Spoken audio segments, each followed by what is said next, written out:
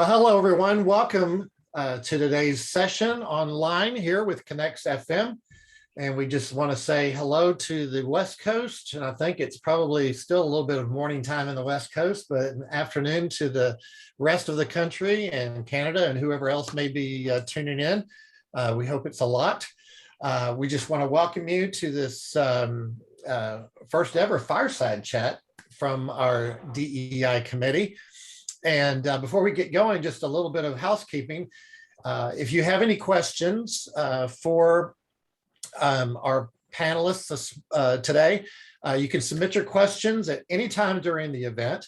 And you don't have to wait till an actual Q&A time, but you can pose those questions. And if you'll use the Q&A button at the bottom of your Zoom screen, and you'll use that portal to submit your questions, we would really appreciate that. But again, you can do that at any time during the session. So again, this is part of many that we've had already, and we're going to have many more in the future of ROI of DEI, which is diversity, equity, and inclusion. And I'm going to be quiet now and turn it over to our guest host today. She is secretary of our ConnexFM Board of Directors. She's the co-chair of the ConnexFM Diversity, Equity, and Inclusion Committee. And I guess first and foremost, she's the Chief Operating Officer for Fexa. Please welcome Kim Goei. Kim, I'll turn it over to you. Awesome. Thanks, Carrie. Hello, Connex community. Welcome to the ROI of DEI featuring Ulta Beauty. As Carrie mentioned, I'm Kim Goei. I'm the COO of Fexa. Fexa is a facilities management technology platform that helps our community do more with less. And some of you already know a lot about Fexa. But one of the reasons I mention Fexa and how great it is because our first value at Fexa is human first. And I've always had a very large passion for diversity, equity, and inclusion. I'm grateful for Fexa's support in participating in the DE&I committee. Not only a DE&I and Connex's community, but also in our company and our greater community as facilities maintenance managers. So I, like so many, have so many personal experiences as far as why I believe the ROI of DE&I is immeasurable. But I'd like to take a moment just to share a little bit about our Connex DE&I committee before we get started with our program, because I'm collaborating with some incredible humans who share the same passion as I do. And I'm so grateful to ConnexFM, and shout out to Bill and all his team at Connex. Really, Connex does believe in the power of diversity, equity, and inclusion. And as a group and as a committee, we're really committed to promoting a more diverse membership, bolstering communication and connection of individuals and businesses with various backgrounds, experiences, and beliefs, in order to advance our entire community with tools, resources, and education. So I'd love to do just a shameless plug for our committee webpage. We do have a live landing page on the ConnexFM website. It's connexfm.com/DEI. So please log on to that site. You will find resources. We're continuing to build those resources. You will also find a way to express interest if you're interested in getting involved with our committee. It's a great way where you can fill out a form, express interest. We are in the midst of sort of revamping our committee structure, and we'd love to hear from you. As Carrie mentioned, this is the first sort of fireside chat that we've hosted, but we have a really awesome program over the next 12 to 18 months as a committee, with content, with experiences, and most notably, we're making some really cool plans for our national conference in April in Long Beach. So thank you in advance for your support. Stay tuned for more from our committee as we continue to get more and more involved in the association. And one more housekeeping thing before we jump into the program. As Carrie mentioned, please do use the Q&A box as we go along. We will be answering questions as we go. So with all of that housekeeping out of the way, and it's nice to see all of your friendly names in the box here, I'm elated to introduce you to Crystal Banks of Ulta Beauty. Crystal, if you want to join us on camera, I'm done with my spiel. I'm done with my shameless DE&I committee plugs. So Thank you, Crystal, for joining us today. I've had the pleasure of getting to know Crystal over the past year. And every time we connect, I am more and more inspired by the things that we discuss and the stories that she shares. So Crystal, thank you so much for being here. To start, do you mind sharing a little bit more about you and your background? Yeah, no worries. And one, thank you, Kim, for inviting me. And hello, everyone, wherever you are in the world today. Really excited to be here and share a little bit about my own personal journey and the journey that we've been on at Ulta Beauty. So a little bit about me. So I did not grow up thinking I wanted to be a DE&I practitioner, diversity, equity, inclusion practitioner. It was never really a thing. I am a former college basketball player, so I was going to replace Robin Roberts on ESPN. Like that was my goal. Clearly, I'm not on ESPN today. Maybe that dream might come to fruition. Yeah, close, right? I guess like in Zoom, I can feel like I'm doing this, I'm living the dream. But yeah, I really fell into this work. So I ended up starting my career at the Federal Reserve Bank of Chicago in marketing and internal communications, doing a lot of the employee events and communications. And I inherited employee support network groups. So I know every organization calls them something a little bit different, whether it's business resource groups or employee resource groups. I mean, it kind of runs down the gamut. And so I inherited these really passionate people, and it was very much like deer in the headlights. I didn't know what to do. So I researched, and Google was my friend. So I tried to read all the articles and like network and go to different conferences and events. And the more and more I got involved, I thought, okay, I can really make a difference in this world. And that's kind of when it started me on this trajectory, and I wouldn't change it for the world. I've had an opportunity to work in a number of different industries, whether it's quasi-government, professional services, pharmaceutical startup, manufacturing, engineering, and now in the beauty retailer space. And the roles have been in international because outside of the US, the conversation is a lot different versus when it's here in the States. And every organization that I've been in, everyone is really faced with the same challenges. What the differentiator is how companies actually execute on those challenges. Wow. Okay, that prompted just 3 more questions in my mind most immediately, but that's really amazing. The background in the different industries, and also the fact that you played college sports, I think is just such a really cool sort of combination of everything.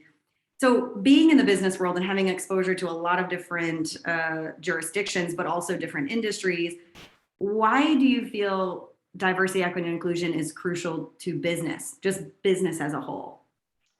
So I would say that the business case has been proven by so many different kind of entities, whether it's like Forbes or Harvard Business Review or Fortune.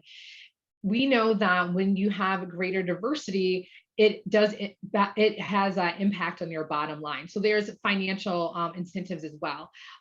Depending on what industry, who your client or customer is, I mean, you can make a case again of why it's important as your demographic of your clients and customers continues to evolve. Even the demographics within your workforce, I mean, it's going to continue to evolve over time based off of the U.S. Census projections. So I think there's so many different reasons why, and I can share 5 million different statistics. But at the end of the day, I mean, we are business people and we are here to make money. And if there's a solution or a strategy out there that will help you do that, you should take advantage of it. And DE&I does that. I love that. So I want to pause for a moment because you mentioned, diversity in particular and the statistics around diversity. How do you define diversity? Got it.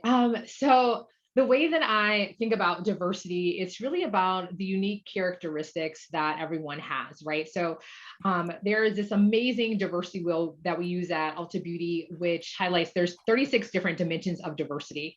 And within this wheel, there's primary, there's secondary, what have you. But when you think about primary, and that's some that are visible characteristics, and then some that are invisible. So, race and ethnicity, gender, sexual orientation, ability, nationality. So those are some of the primary factors of diversity. But then again, when you think about what are some of those secondary, I mean, it could be if someone's an introvert versus an extrovert, communication styles, learning styles, preferred working styles. I mean, there's so many different dimensions that it can be a little bit overwhelming, but it's a great opportunity to make change.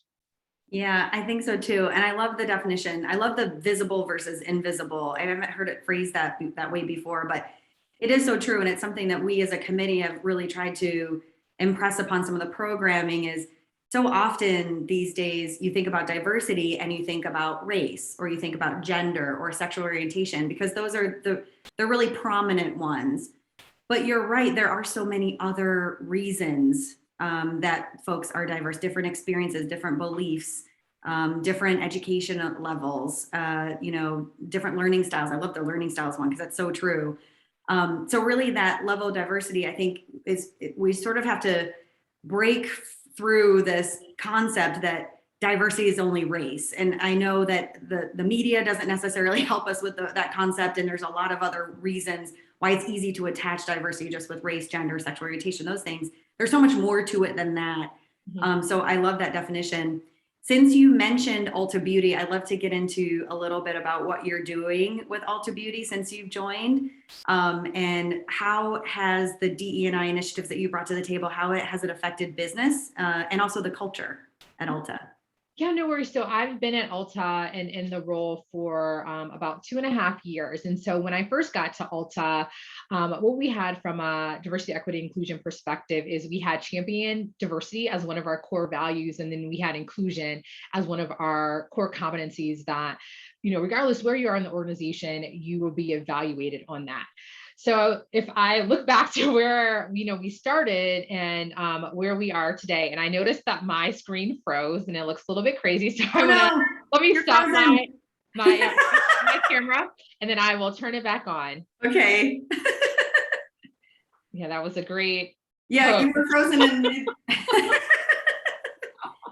If this was a real fireside chat, would we be sitting around a fire chatting instead of on Zoom?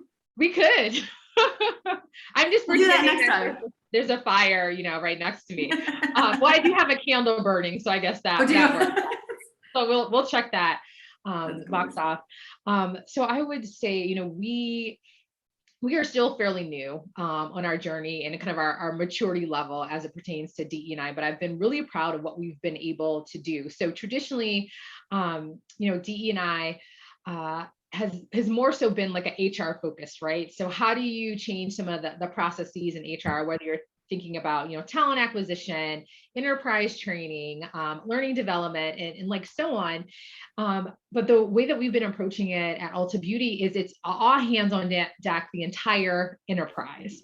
And so when we think about DE&I, our North Star is we want to be not only the most loved beauty destination, but the most inclusive as well. So to kind of do a double click on that, when we think about our strategy, we really have like a 3-prong approach. So that first pillar is all about our guests. And I hope if everyone is not already Ulta Beauty loyalty guests, I hope after today's session you will be. And so what we're hoping to do from a guest perspective is we want our guests to walk into our store and feel welcome and feel like they can complete their entire beauty regimen. And for us, what that means is we would have the products that they're looking for. We would have the services that they're looking for. So fun fact, we have a little less than 1,300 stores around the country, and all of our stores do have salons. So we want to make sure, again, people feel like they are confident in our stylists. We want folks to feel like they're represented within the associates in the store and even the marketing that we have in the store. And ultimately, we want everyone, regardless of their identity or appearance, to have a fair, equitable, and that wow shopping experience. So if we use that same kind of methodology, if you will, from associate, and that's what we call our employees, we want our associates to feel like they're part of the Ulta Beauty family. And regardless, again, of their identity or appearance, that doesn't dictate what success looks like to them, as well as what they can achieve from a career perspective. And then if I move over to the third pillar, which is all about reputation. Like many of you in the audience, I mean, we want to be number one in this space, right? And we want to connect the dots where we work, live, and do business. And so as we unpeel, that for us, it's a couple of different things that we're looking at. So one, from a community relations perspective, right? So when you think about philanthropic efforts, you tend to think about, okay, donations and volunteer hours, right? But what we're trying to do is, how do we think about those relationships a little bit different from like an optimization perspective? So yes, we can still, make donations and, provide our associates volunteer opportunities, but can we be doing more? And what that more looks like, a lot of these nonprofits have amazing constituents that could be potential candidates for Ulta Beauty. So let's kind of explore that.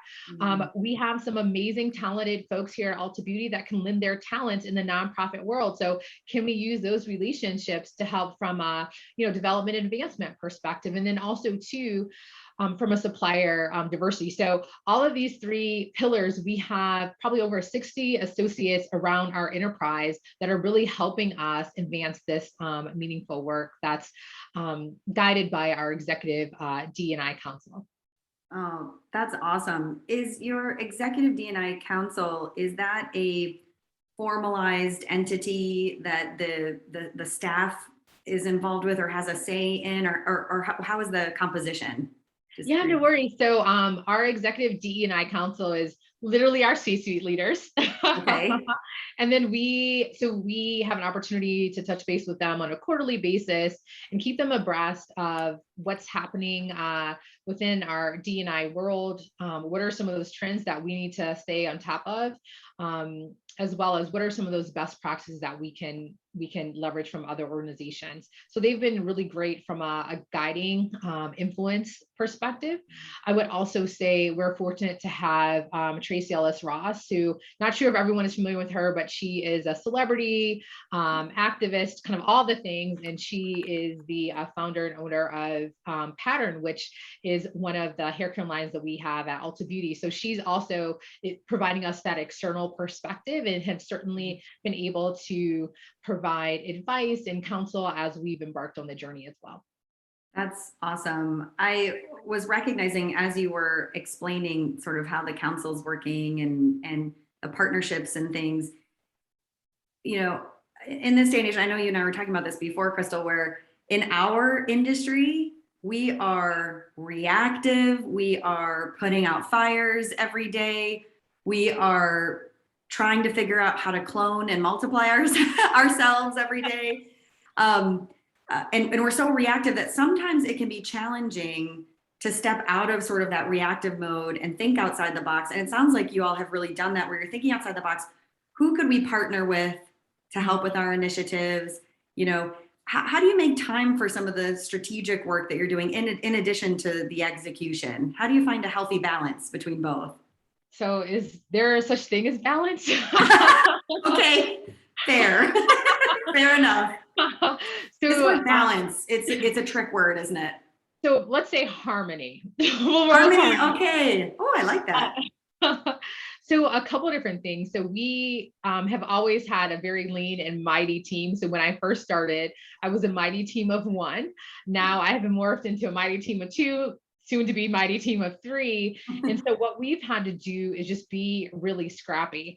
And we've leveraged a lot of different resources. And one that I hope everyone writes down and signs up for is the CEO Action for Diversity and Inclusion.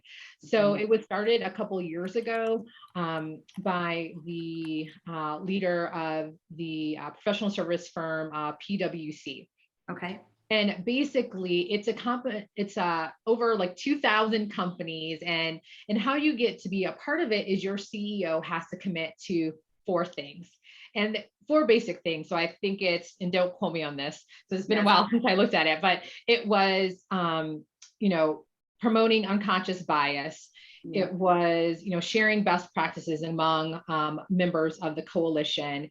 It was about committing to be an advocate for this journey. And then how are you connecting the dots between what you're doing within your organization and with your board of directors? So again, easy lifts. And Yeah. once your CEO signs that, you have a repository of best practices, whether it's specifically from PwC or other member organizations. And it has been such a wealth of resources for us. And truth be told, our initial unconscious bias 101 training, we actually leveraged resources from the CEO Action, did a little bit of customization, and that's how we were able to hit the ground running pretty fast with some quality resources. So regardless if your CEO decides to sign the pledge or not, you still have access to a majority of those resources. So that's one.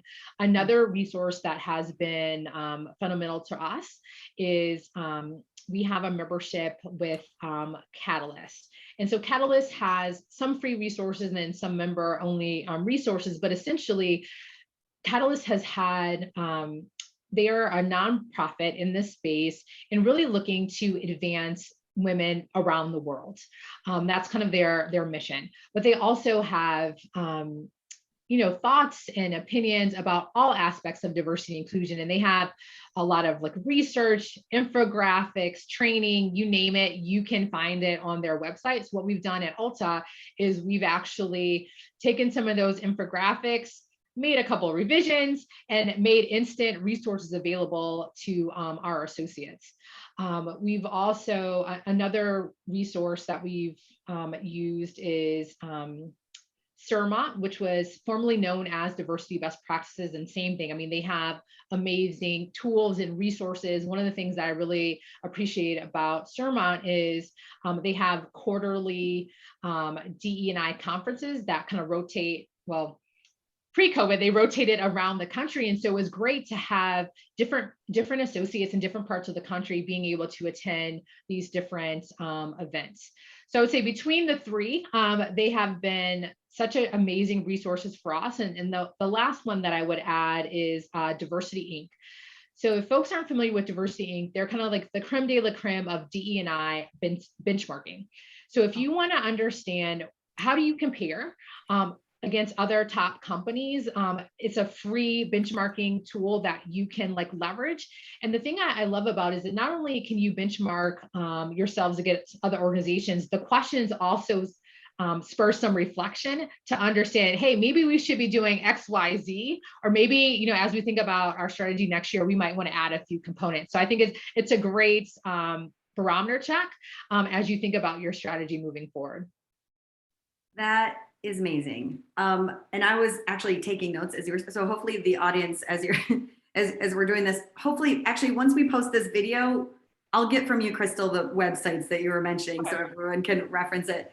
I think it's super helpful that you're sharing resources because sometimes as company leaders, and we've got a lot of company leaders as members here, you're looking for places to start. And it might not be a like cut and dry, easy plug and play kind of thing, but there's a lot of resources out there. Why reinvent the wheel trying to build your own process, build your own program when there's so many resources that can help you with little tidbits to help you with that program. So I'm committing to the group watching now. We'll make sure to share those resources across the community. And thank you for sharing that. I also thought it was really cool that you talked about the CEO Action for Diversity and Inclusion. Our CEO at Connex has also signed a pledge. And actually, I'll state it because I just looked it up because we as a board were really supportive of Bill signing this, and it just proof in the pudding for the larger group that Connex is really committed to really embedding diversity, equity, and inclusion throughout our organization, throughout our association. The 4 tenets that you commit to is cultivate trusting workplaces that can have complex and sometimes difficult conversations, implement and or expand unconscious bias education, which is so important. And we've already done some of that as a committee.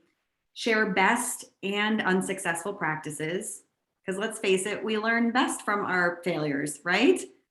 And create and share strategic inclusion and diversity plans with board of directors or equivalent governing bodies. So our CEO, Bill Yannick, has signed that pledge and is working toward it. So I think that's super cool that that it's shared with you and you've got that background as well and commitment. So I'm going to pause real quick. I've got a couple questions that came in. The first, we actually have somebody here from Ulta Beauty. Oh, I love it. We have someone here from Jacksonville store. So Kimberly would like to know, good name, Kimberly. She would like to know more about the measurable ways you're monitoring diversity and inclusion journey through the executive and field teams. I know we have quarterly meetings and product trainings. Is there anything that stands out that we're planning to do in 2022? That's a great question, Kimberly. I love the question. So I will tell you what we're doing now. Let me tell you what we're doing now, because I'm not sure if I'm ready to unveil quite yet. Oh, okay. So there might not be everything we can share. Totally understandable there. But let's talk about what you're doing now and anything you could share. Yes, no problem. And thank you for the question, Kimberly. So there's a couple of different ways that we're measuring, are we having an impact as we think about our DE&I journey? So one is we do I think it's annual now, our annual associate pulse survey. So we have 3 dedicated questions on that survey to gauge how are our associates feeling. Are they feeling like they belong at Ulta Beauty? Do they feel that their leaders are cultivating an inclusive environment, as well as how are our associates feeling about the journey that we've been on? So we certainly do that. So that's kind of like one data point. Another data point that we look at is our representation. So when we think about the composition of our workforce, kind of where are we and how do we compare to other Fortune 500 companies or other organizations that are really focused on our D&I efforts. So it's not only looking at overall headcount, but you're doing a double click on that, right? So it's hires, promotions, and terminations, just to understand what are some of the trends that are happening for us internally. I would say some of our other D&I commitments that we've shared publicly, such as, for instance, our product assortment. So specifically for this year, we're looking to double our Black-owned and Black-founded brands. So that's one kind of KPI that our merchandising team is really focused on. And then as we look forward to 2022 and beyond, how do we kind of expand the scope of what dimensions that we're tracking? Another thing that we're looking at is training. So we have specifically in the field, which I'm really proud that we've been able to do, is on a quarterly basis, we provide DE&I training to all of our retail staff. So whether that's, the part-time beauty advisor, the cashier, to the regional vice president, everyone has an opportunity to, it's mandatory. So everyone should be taking the training. And what's so unique about our training, and Kim, you alluded to this, is you learn best from some of the mistakes that you've had. So when we think about the training, it's really grounded in those D&I fundamentals and then pairing them with soft skills. So topics that we've talked about are, about unconscious bias, building, empathy and trust. How do you lead with confidence, what have you? And so we've taken some of the missteps that we've had in our stores and transitioned them into learning opportunities. So we work with a production company. We have professional actors that do some role playing. We really ask, our associates, what would you do in these type of situations to hopefully prepare them for the future. So we were able to track completion for that, as well as get feedback. So I say all that to say we have a lot of different kind of data points that we leverage to understand the sentiment of our associates, as well as are we making progress on all the things that we said we wanted to do. I think that's really comprehensive. The thing I like about your examples is none of them really felt overwhelming. I think one of the things I've always found super intriguing about talking with you, Crystal, and also learning more about Ulta Beauty as a whole is you might look at Ulta Beauty and think, oh my gosh, Ulta is a huge organization, and clearly they have hundreds of people working on diversity, equity, and inclusion. I wish. But you just stated that you were a department of 1 up until recently. Mm-hmm. And now you're a department of 2 and potentially could be getting more. But the examples that you gave didn't seem, now of course, I'm sure launching things over to a 1,300 location portfolio, training initiatives, that it obviously takes some work to get there. But all of the examples that you made a CEO of a company listening on our webinar today could easily apply, for example, a quarterly training of sorts, right? Or maybe it's even leveraging resources that already exist, videos, for example, sharing information across information. I mean, I thought that was really interesting. You've got a lot going on. I know we can't ask about what's coming next, but do you have anything that you could share about, you've got this program of things that you're already tracking between training and data points, and you're leveraging those things. How have you already learned from those things and maybe adapted? Are there any programs or, specifics, even if it's high level? Yeah, no worries. So one thing that's certainly top of mind for me and probably everyone on the call is the great resignation that we're all experiencing, right? And how do we continue to set our high potential folks up for success, to want to stay and advance their career at Ulta Beauty? So we actually have some specific talent pipeline programs that we've launched over the last year or two. And so we're actually taking us, even though they're still in progress, as we look forward to 2022, we're taking a step back to do a couple of different things. So one is to understand, are these the right programs? Are we mitigating bias and even how we are structuring the programs, thinking about the program participant and what the outcomes are, and like, how does that fit in our overarching portfolio as we think about like advancing our employees? And I would say beyond just some of our programs, when we think about our partners in HR, whether it's talent acquisition or learning development or enterprise training, and the list goes on, are there some institutional things that we should be thinking about a little bit differently to bring them up to par from an equity perspective? So again, it's really about like, how do we remove those biases within our processes to make it a more equitable and fair and unbiased experience for our associates? So that's certainly something that's down the pipeline. I'm not really sure how it's all going to work out. If I did, I would probably be in the Bahamas right now versus in cold Chicago. So fair enough. So Kimberly said thank you, and she has to say that Ulta seems to be a pioneer in the DE&I journey thus far. So that's awesome. So thanks, Kimberly, for joining. And we've gotten a little bit of other feedback, and I have another question for you. Another feedback about getting the websites mentioned. And yes, we'll definitely, thank you, Ryan. We'll definitely share those websites with everybody. And there's some gratitude for sharing these resources. So I figured that would be the case. We have a question from Sarah. Sarah is authoring a piece on the future of aesthetics at work.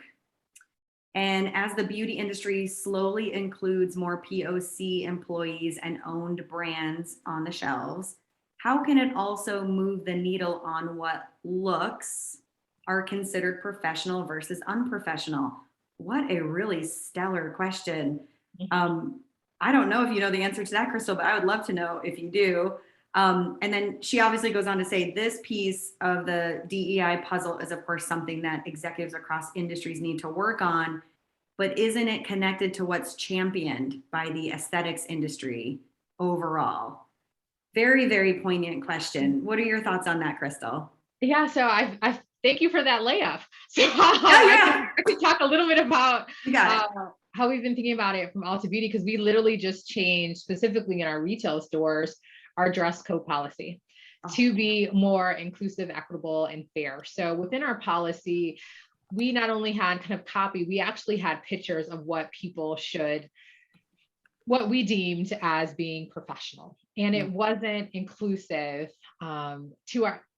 it wasn't inclusive to where we are on our D&I journey today. And what I mean by that is, at Ulta Beauty, yes, we're in the beauty industry, and we think about like our role. And to your question of like, we get to help shape and define what is beauty. And for us, we acknowledge everyone is already beautiful how they are. Please still shop at Ulta Beauty. But like, we just want to enhance that beauty, and we want you to feel the best version of you. So going back to our policy, we realized that, hey, even though this is our stance from a DE&I perspective, our policy in the store wasn't necessarily aligned with that. So we had a small work group that was really focused on, okay, like, how do we expand this definition of professional attire and dress to be more inclusive? So at Ulta Beauty, we have some of our colleagues that are men that identify as men that also love to wear makeup. Well, that should be okay, and that should be reflected in our policy, right? Mm-hmm. So I would say that's just one example.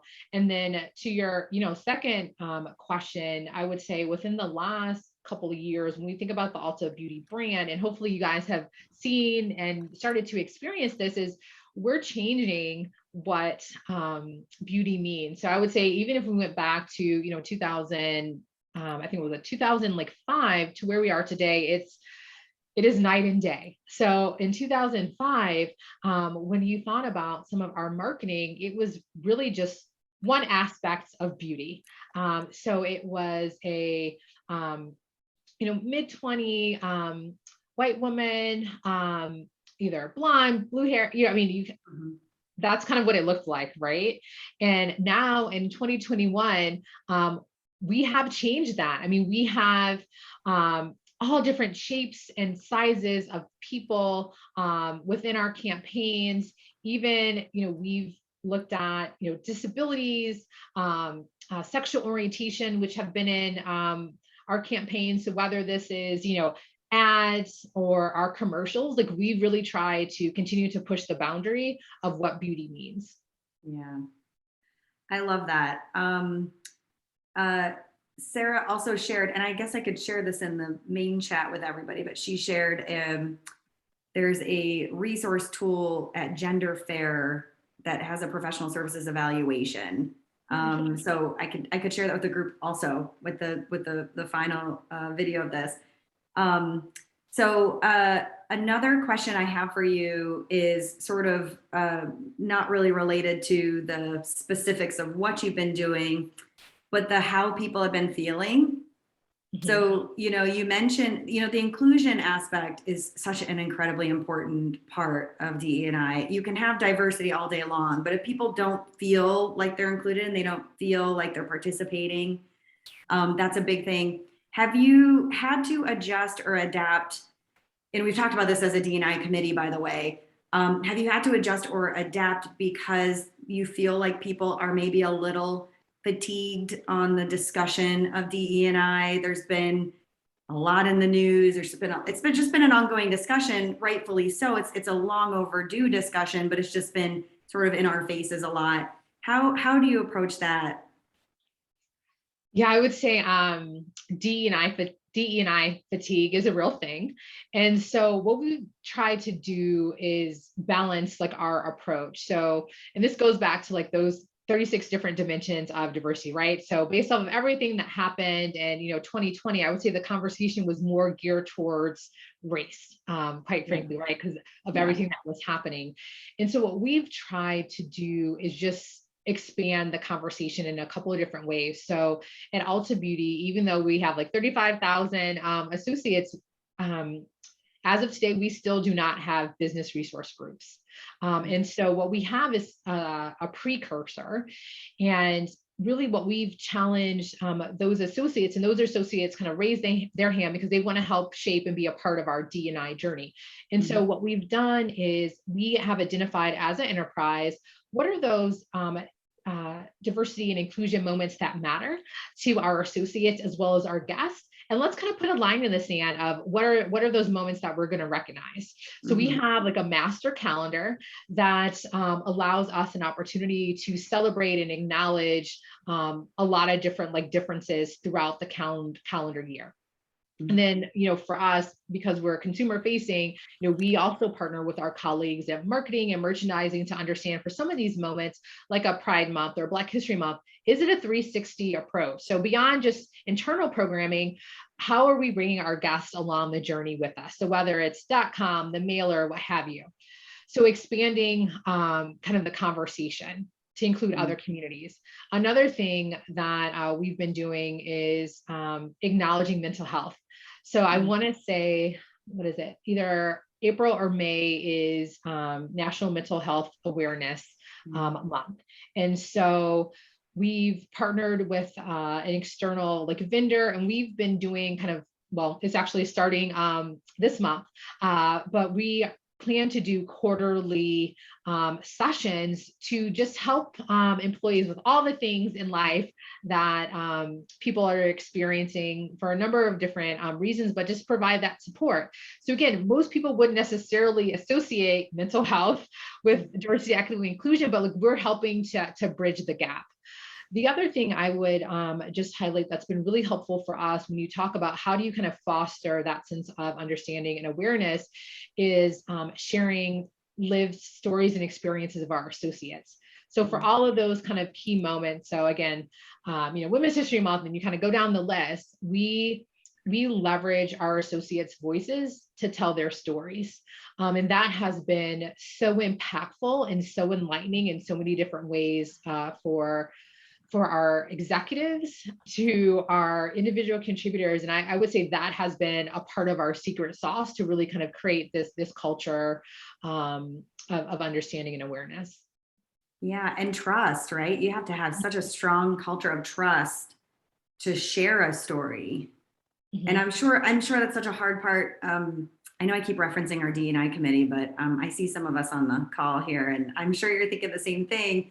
Because we've been talking about, how do we create an environment of trust within our organizations? And it starts here with an association that brings together a lot of different types of organizations. And how do we build an environment of trust where people do feel free to share their stories? Because really, that's how you start the dialogue. It's without that dialogue, then the progress really can't be made. You can't march in the same direction if you don't even know which direction you're heading and you're not communicating that. So I love that you're sharing those stories. And the mental health, incredibly timely. And I'm sure everybody on this call has either experienced it or has collaborated with somebody either at your organization or in your personal life who's experienced challenges with mental health. But the statistics are staggering on how everyone has been affected in this world that we've been living in with such stressful decisions to make all of the time. And the fact that Ulta is taking a stance and acknowledging it is really key. We've done the same thing at Fexa, actually, where we've reiterated to our employees that, mental health is just the same as physical health, and you have to treat yourself and take care of yourself and make sure you're taking the time that you need. So I think that's awesome. I see there's a couple of leaders on the webinar. And by the way, I'm just doing a time check. We have about 15 minutes left of our webinar. So if you have any other questions, please throw them in the Q&A box. I see there's a couple of CEOs on our webinar, and I'm sort of asking on behalf of them, if there was one place to start in your organization, like let's say, obviously I'm recognizing that if I infused more DE&I focus into my organization. You mentioned, I don't know how many publications you mentioned, but you mentioned a bunch of Forbes, everyone, there's all sorts of statistics that really prove that DE&I really does positively affect your bottom line, right? If I'm a CEO and I say, okay, so where do I start? If there's one place to start, one resource to start, what would you recommend to them? Got it. I think that's a good question. And I would recommend starting with your strategy. Like, what is your business strategy? Because whatever you're doing from a DE&I perspective needs to ladder up to that. So if I were venture to guess, probably within your strategy, you probably have some specific thoughts, specific strategies around your workforce and your people. So I would probably start with like the data. So what is the data telling you as far as what is the makeup of your workforce? So that's one. And then looking at, again, hires, promotions, and like turnovers. Are there certain trends or gaps that like you're noticing? The other thing I would do is pair that with your employee engagement survey. So depending on different communities and different demographics within your organization, are those communities or demographics experiencing your organization a little bit different? So between those two like data points, you'll start to see what are some of those areas of opportunity, if you will. And the one thing I would just caution is that a lot of D&I efforts start in recruiting, right? Which makes sense, right? Because when you think about probably your employee workforce and available talent within the marketplace, there might be some gaps. But the one thing I would just throw out there is you can hire like a lot of people in, right? But if you're not hiring them into an environment where they see themselves represented or that they feel like they can be their authentic self, you're going to miss the mark. Mhm. And you also have to think about not only recruiting some amazing talent in, but also thinking about your existing talent. So how are you growing and advancing them as well? Because you can hire 100 people, but then if you're losing like 500, I mean, like you're going to be on this like vicious cycle. So I would probably start with those two different data points and let the data kind of lead the strategy. Now, that's a great point. You had mentioned earlier that some of the initiatives you were launching at Ulta were really related to the company's mission and the company's goals and tying it to what the company wants to accomplish.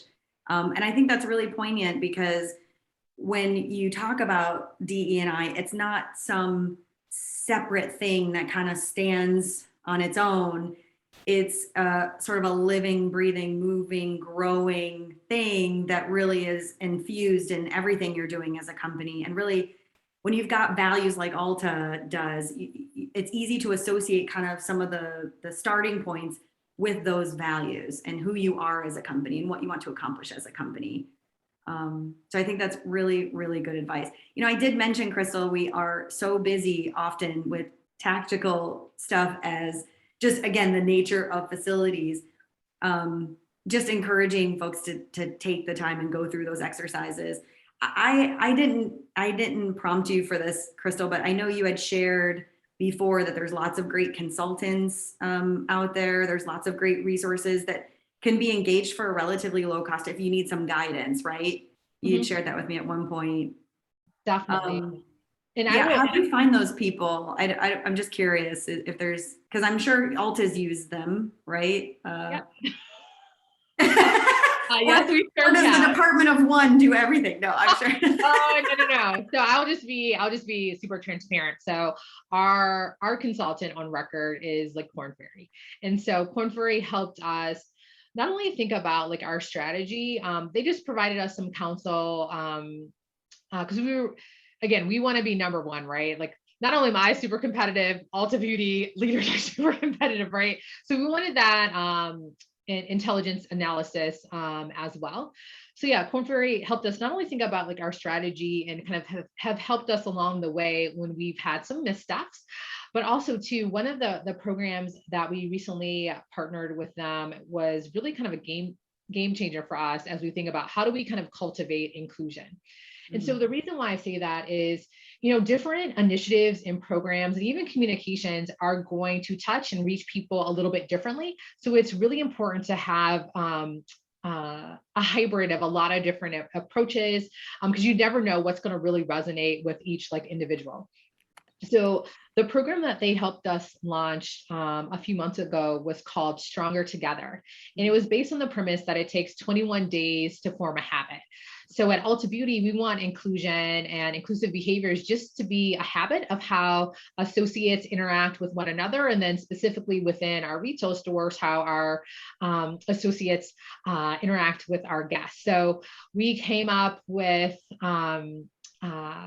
we use the Candyland game as a game board. So we use a little bit of gamification, a little bit of competitiveness. So I don't know if you guys recall a couple of years ago, the ALS Ice Bucket Challenge. Oh, so yes. We did similar type videos to get our retail teams and our distribution centers excited. So leaders recorded like videos challenging each other, which was a lot of fun. We had our CEO and COO kind of serve as executive sponsors. So we hosted 2 different webinars.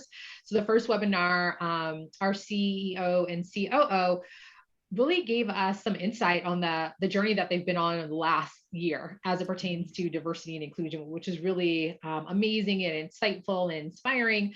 And then at the conclusion of the campaign, we had some of our junior executives share what the campaign experience had been like, what are some of those actions that they had practiced, and what are some of the things that they're going to do to kind of keep up this behavior moving forward. And again, going back to the gamification, it wouldn't be us if we didn't have awesome prizes that associates can win. So it was a really well done campaign. We over communicated. We had a lot of participation across our enterprise, so corporate, our 6 distribution centers, and our 1,300 stores in the field.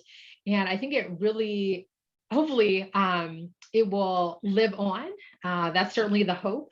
And I think we'll start to see some impact when we think about all these different kind of data points that we can point to. Yeah, it's so interesting because we started the discussion about like external resources supporting, but some of the tactics that you listed were like no cost, shoot a video. I mean, that's something, everybody has a cell phone, I think that's so cool because it's accessible. It does, and again, I think the message I'm trying to convey, and I'm really speaking more to the executives on the webinar who are, and obviously the leaders, people who are guiding teams of people, whether you're a part of a large organization or you own an organization or anything in between. It doesn't have to feel like a super heavy lift to get involved with this discussion and to benefit from the discussion. It's a journey, it's a marathon, not a sprint. And it's an ever-changing marathon. And just the simplest types of tactics. Recently at my company, we actually did an employee engagement survey as well. I was happy to hear you say that because I think oftentimes we'll get so busy, we kind of lose track of how is everyone feeling? Is everyone doing all right? Let's check in. And out of that, we've recognized that maybe a little bit more of participation in the field, different departments being represented and coming together and kind of helping drive some of the cultural component was really what we needed, instead of just, the executive level saying, oh, here's what we need to do. And some of the ideas that have come out of that exercise have been really awesome, kind of like the video idea, right? Or we have a standing corporate call every week, and we have a new topic every week where someone has to bring a fun fact about that corporate topic. Just keeping that engagement going so that you've got that outlog and the outlet and the dialogue so that you can engage in more communications discussions. First, it's like breaking off the breaking off that hard nervousness about having the discussion in general. So I thought that was super cool. So we have 5 minutes left. Any other questions, please? Last call for questions. If anybody else has any questions, throw them in the chat box. I guess my final question for you, Crystal, is where do you get your inspiration? Are there authors that you enjoy? Are there podcasts you enjoy? Are there, do you certain news outlets, articles? Like how do you sort of stay on top of what might be relevant information and inspiration? Got it. So I probably don't do as good of a job as I should. So I have a 4-year-old son who is, my second job. What the resources that I leverage is a couple of different things. So one is I belong to a number of DE&I leader communities. Mm-hmm. So to your earlier point, Kim, I mean, there's a lot of great work that's happening, and why do I have to recreate the wheel, right? Why can't I just leverage an amazing idea that someone else has and customize it for Ulta Beauty? So again, I can't say enough about the CEO Action, a website. Literally pick a topic. There are some best practices out there that you can leverage. Mm-hmm. So I would say kind of the community. So I think again, the committee that Kim, you chair, I mean, that's an amazing opportunity to share best practices. So that would be one. Another thing for me is I read a lot of, well, I don't read, I actually listen to audiobooks. So I listen to a lot of audiobooks to help me understand kind of how we got to this place in our country. So whether it was CAST or white fragility or what have you, just so how can I better understand? So as I'm having conversations and trying to explain things to other folks, I just have a broader sense of awareness. And I just talk to a lot of people. Look, I'm an extrovert, and I get energy from interacting, whether it's, on Zoom or in person. So really just understanding people's like lived stories. Like I can take bits and pieces like from that. So for instance, was it last year for Hispanic Heritage Month, we actually have a couple of our associates who identify as dreamers.